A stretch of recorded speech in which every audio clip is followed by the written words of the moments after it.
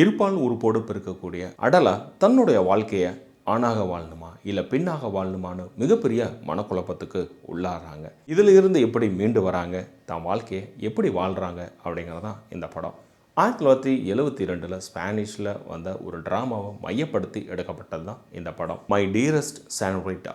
நெட்ஃப்ளிக்ஸில் இந்த படம் தமிழ் டப்பிங்கோடு இருக்குது. இது ஃபேமிலி என்டர்டெயின்மெண்ட் கிடையாது. கமர்ஷியல் ஆடியன்ஸுக்கும் இந்த படம் செட் ஆகாது. பொதுவாக சினிமா ரசிகர்கள்னு ஒரு குறிப்பிட்ட ஆட்கள் இருப்பாங்க.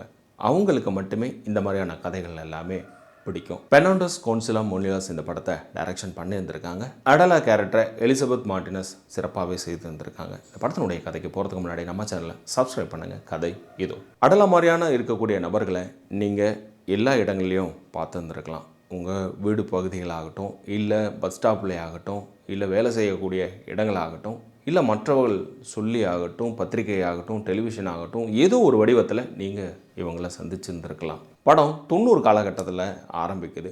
மத வழிபாடு, மத நம்பிக்கை, சமூக கட்டமைப்பு, குடும்ப சூழல் அப்படின்னு அடலா கேரக்டரை எவ்வளோ தூரம் அவங்க அம்மா கைப்பாவையாக வச்சுருக்க முடியுமோ அவ்வளோ தூரம் அந்த வேலையை செய்கிறாங்க.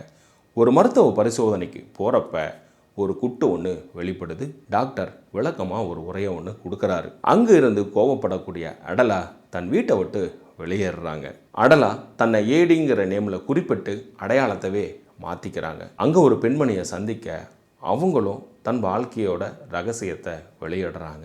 நீ யாருன்னு தெரிஞ்சால் மட்டும்தான் உன்னுடைய வாழ்க்கையை முழுமையாக வாழ முடியும்னு ஒரு வார்த்தையை சொல்கிறாங்க. படத்தில் எமோஷன் அப்படிங்கிறது செமையாக பில்ட் பண்ணி வந்திருக்காங்க. இந்த கேரக்டரை ஓப்பனிங்லே நம்ம ஒரு ஜட்ஜ்மெண்ட்டுக்கு வருவோம். ஆனால் படம் மெல்ல மெல்ல நகர்ந்து போகிறப்ப அவங்களோட எமோஷனுக்குள்ளார கனெக்ட் ஆக ஆரம்பிப்போம். பார்வையாளர்களும் நீங்கள் யாராக வாழ்ந்துட்டுருக்குறீங்க, சமூகத்தில் ஒரு அடையாளத்துக்காக வாழ்ந்துட்டுருக்கீங்களா, உங்களோட விருப்பப்படி தான் நீங்கள் வாழ்கிறீங்களா, உங்கள் வாழ்க்கை எப்படிப்பட்டது அப்படிங்கிற கேள்வியும் திரும்ப நம்மக்கிட்ட கேட்குற மாதிரி இருக்கும். ஸோ இந்த படம் நெட்ஃப்ளிக்ஸில் தமிழ் டப்பிங்கோடு இருக்குது. ஸோ இதே போல் நம்ம சேனல் மற்ற படங்கள் ரிவ்யூ இருக்குது பாருங்கள். மறக்காமல் சப்ஸ்கிரைப் பண்ணிட்டு மற்றவங்களுக்கும் ஷேர் பண்ணுங்கள்.